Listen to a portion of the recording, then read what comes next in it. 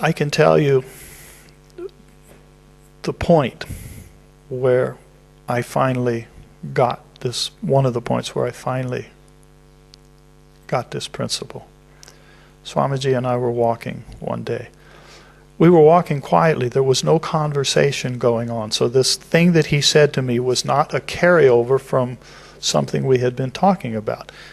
And the way that I say it, it's as if he dumped these words right in front of me at my feet, like a big, I don't know, bag of potatoes or something. Boom! It just dropped at my feet. Like, here, what are you going to do with this? Here's what he said. Just out of nowhere. We're walking. I'm here, he's here, walking. All of a sudden he says, ask your mind what's wrong with your meditation. And I said, this was one of my commonly intelligent responses to his instructions to me. My response was something like, And as he always did when he was telling me, he knew that I just meant, would you please say the same thing again so I can hear it again? And so he did, word for word. He said, ask your mind what's wrong with your meditation. To which I intelligently responded, And this was the sequence, the way a lot of these things want. It was started with and it ended with And we walked a little further. I didn't have any idea what he meant. I had no idea what he was telling me to do. But I was smart enough to figure out that this was an instruction. My mind in there was just, it was like a computer just racing through everything it had on its hard drive, trying to find a match for that instruction. And I couldn't find a match for that instruction. So we finished walking. I'm sitting there in my head repeating this so I don't forget the instruction. You know, ask your mind what's wrong with your meditation. Ask your mind what's wrong with your meditation. Inside, it's like a mantra. And I didn't know what he meant. So I went back to my room, and I went to my notebook where I wrote down such things. And I said, and I put, a little quote mark, ask your mind what's wrong with your meditation. I wrote it down. And I didn't have any idea what he meant. And I looked at it. And I think it was, I don't know how much, a few weeks, 2 weeks, 3 weeks, 4 weeks later, somewhere in there. Now I'm sitting in my own room with the door closed. Got this? I'm sitting alone in my room. And it finally crossed my mind to try it. And I'm being honest, I thought, what if somebody catches me doing this? They're going to think I'm crazy. As if somebody was going to sneak into my locked room and sneak into my locked head. Nobody would want to do that, but it was as if that. So I'm in here, and inside my head, I just repeated the words. This is what he was trying to get me to do. And I didn't know it. So I said, a bit like that. I said, what's wrong with my meditation?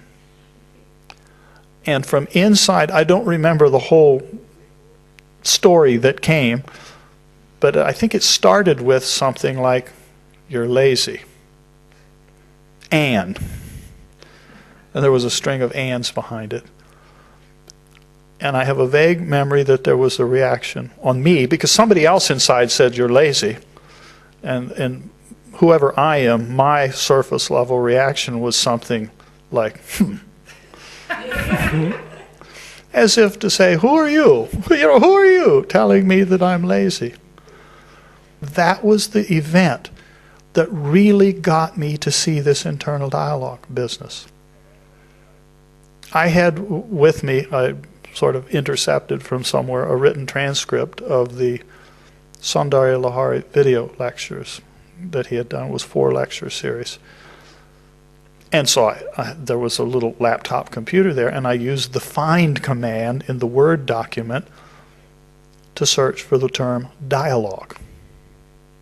Just curious. And I found that in those 4 lectures, he literally used the word dialogue 32 times. And I missed it. And he said dialogue at least once in each of the 4 lectures. And so once I saw it, it just took what it took. It took walking with him one day, and all of a sudden, in his wisdom, he knew it was like, okay, he was going to try one more time to get through my thick head with some of these things. And this was the one on the internal dialogue thing. I'd read this book, but I didn't know anybody. I had nobody around me that was coaching me in how to do this. And so I missed it. Nobody that I knew was actively talking about this process other than Swami Rama. And I didn't hear it when he was talking about it. I was there. A lot of us were there. 32 times. I missed them all. And to my surprise, when I would hear him talk, I got away from taking notes. I just figured out this note-taking is not... But when he was doing that lecture series, I took a few note cards with me in a pocket, just in case there was anything really important. I still have that little set of note cards with a rubber band around it somewhere. And I jotted down just a few things in there. And I remembered that thing after I'd looked at this transcript. I said, I found it, and I pulled it out and took the rubber band off and flipped through. And you know what? I had actually written it down. And beside the term dialogue, I put a little question mark to note to myself, meaning, what's this? I heard it. I wrote it down, but I didn't know what he was talking about, so I didn't do it. And so it just took what it took. And that was, a couple years later that we were walking, and boom, it just dumped it on my feet. Ask your mind what's wrong with your meditation. And so he got me in a lot of ways. It was what awakened me to this internal dialogue process. And it got me to hear from my own inner wisdom what I'm doing wrong.